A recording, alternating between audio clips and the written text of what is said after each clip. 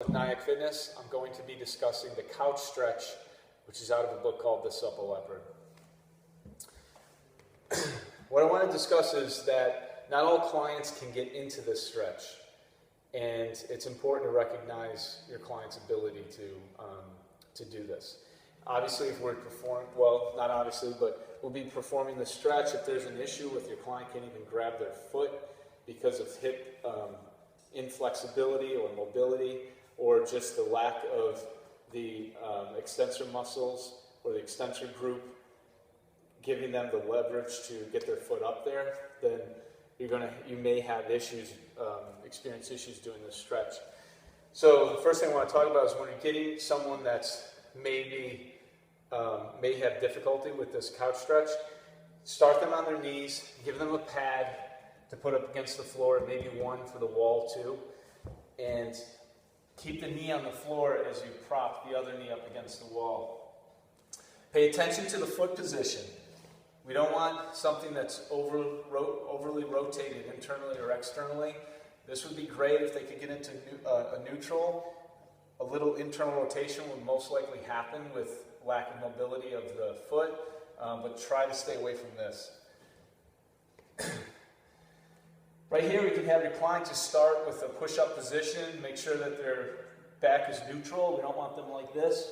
Neutralize that back, and by the time you neutralize the back and contract the glutes to drive that hip down, they might be a little twisted to start. Drive that hip down.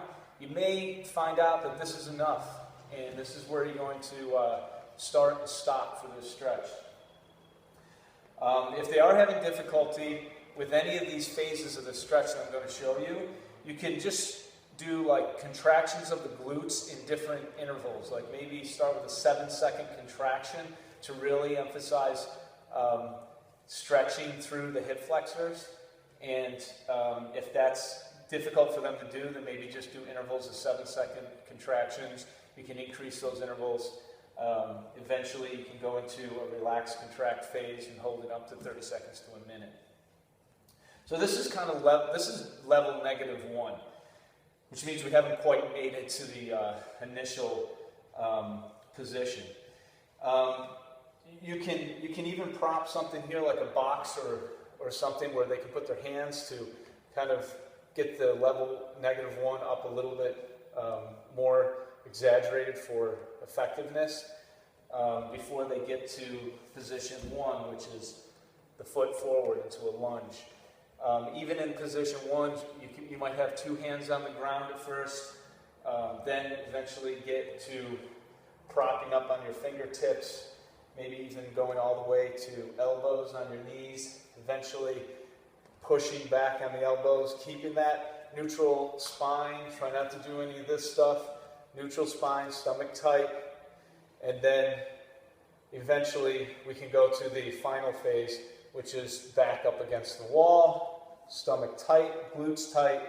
This is pretty tough for me. Those are the basically 3 levels: -1, level 1 with different variations, and then finally see if you can get the back up against the wall. Get to it.